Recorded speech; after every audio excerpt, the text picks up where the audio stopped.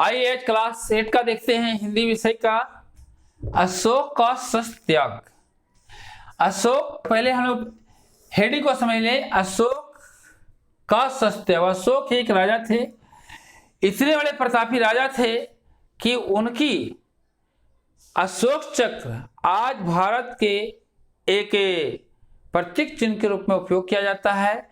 अशोक, राजा अशोक का अशोक चक्र हमारे राष्ट्र ध्वज में है। अशोक स्तंभ जो सारनाथ में है वो हमारे राष्ट्रीय चिन्ह है और उसे हर एक सरकारी कागजों में उपयोग किया जाता है। भारत के जो भी नोट बनते हैं उसमें अशोक स्तंभ दिया जाता है। अशोक स्तंभ सारी जगह पर भारत में उपयोग होता है राष्ट्रीय चिन्ह के रूप में। शस्त्र त्याग, शस्त्र माने हम लोग का दो तरह के हथियार होते हैं, एक होते हैं अस्त्र और एक होते हैं शस्त्र। अस्त्र जो हाथ से अलग होकर के मार करता है उसे अस्त्र कहते हैं। जैसे हम लोग गोली बंदूक की गोलियां, तो ये सब क्या है? अस्त्र है। शस्त्र जो साथ में रह करके वार करता है, जैसे तलवार, भाला भी भाला अस्त्र शस्त्रों में आता, लेकिन हम लोग को तलवार आ जाइए क्योंकि भाला फेंक करके ही मारा जाता है, भाला को साथ में रख के ही मारा जाता है। तो तलवार हमारा शस्त्र है, लाठी डंडा हमारा एक शस्त्र है। तो ये उस समय की घटना है कि जिस समय कि अस्त्र का उपयोग नहीं होता था, लड़ाई झगड़ा में शस्त्र का उपयोग होता था। अर्थात जो भी लड़ाई होती थी वह तलवार से होती थी, लाठी डंडे से होती थी। उस समय की बात है। यह लगभग 326 ईसा पूर्व की कहानी है।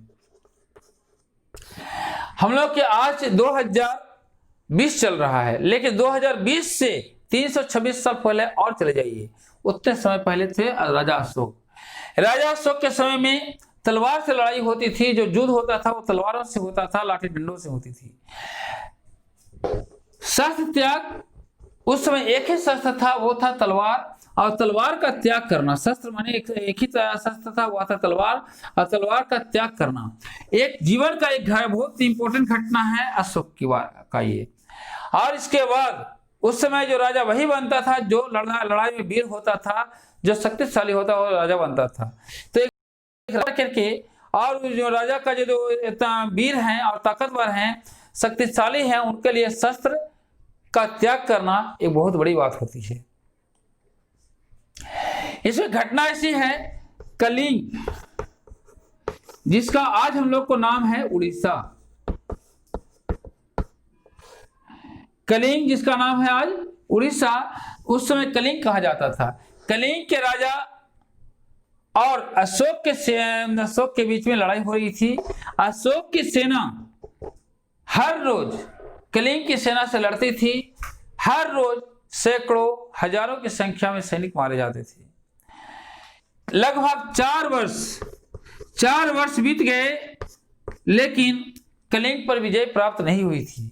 राजा अशोक ने अपने तलवार के बल पर, अपने सेनापति के बल पर, अपने वीर योद्धाओं के बल पर भारत के शासन बहुत दूर दूर तक फैलाया।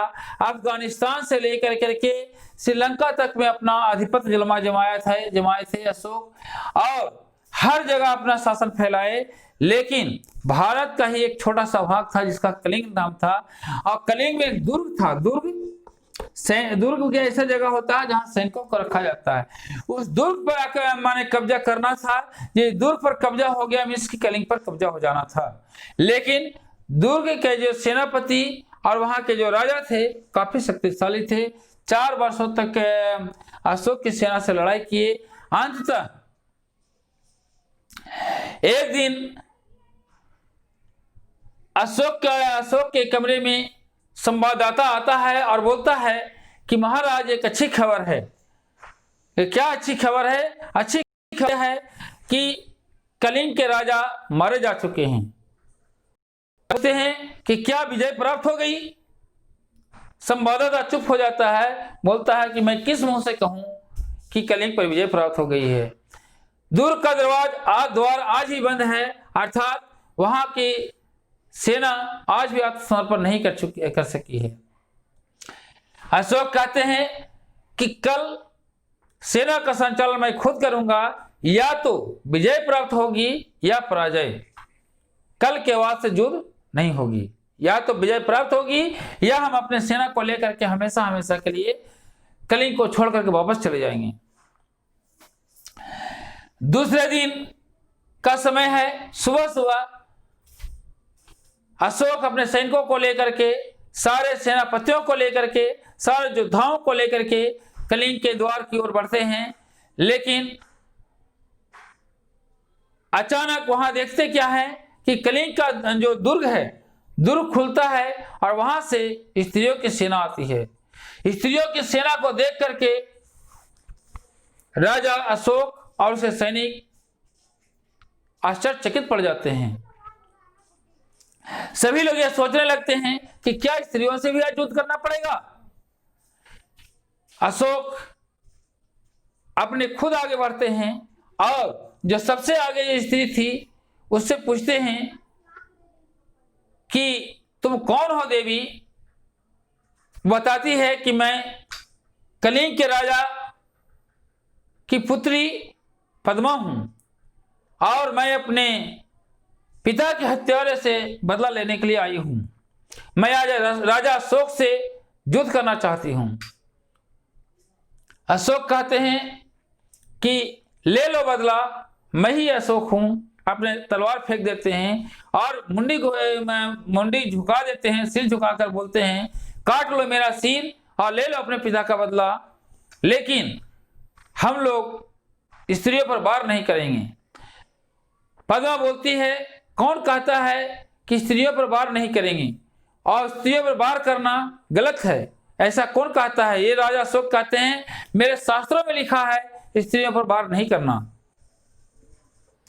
पद्मा बोलती है कि वैसे शास्त्र को फेंक दो जो तुम्हें यह कहता है कि स्त्रियों पर वार मत करना, परंतु स्त्रियों को विधवा करना, उसकी मांग का सिंदूर पोंछ देना, उसके बच्चे गोद के बच्चों को मार डालना, ऐसा जो शास्त्र तुम्हें ज्ञान देता है उसको फेंक दो।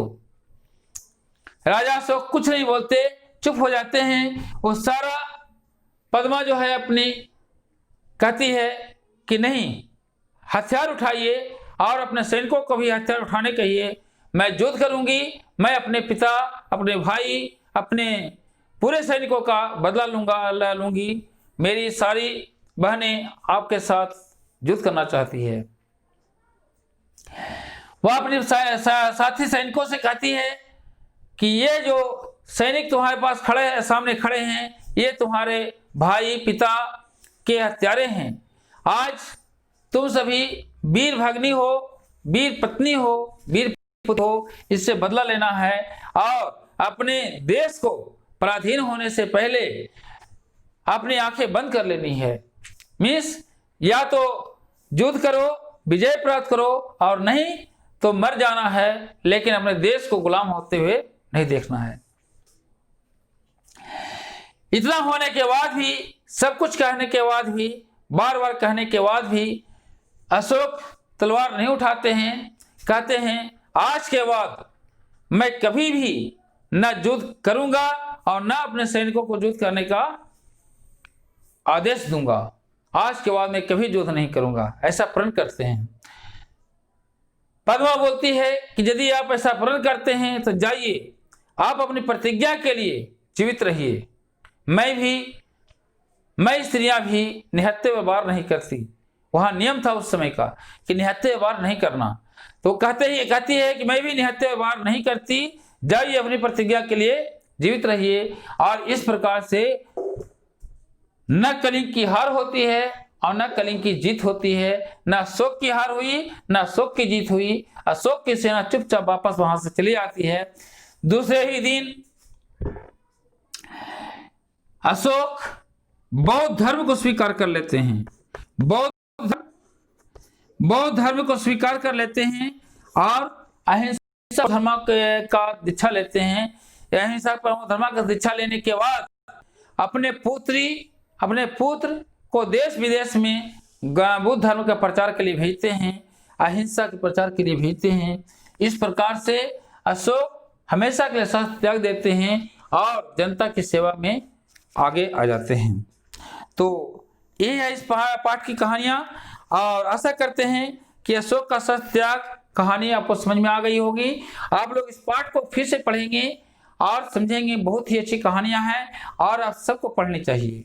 तो इसके साथ में आज का जो प्रश्न उत्तर है वो भेजा जा रहा है, आप लोग उसे भी याद कर लेंगे और अपने साथियों से जो अभी भी लॉकडाउन का बहाना करके नहीं पढ़ाई कर रहे हैं उन्हें पढ़ने के लिए कहें।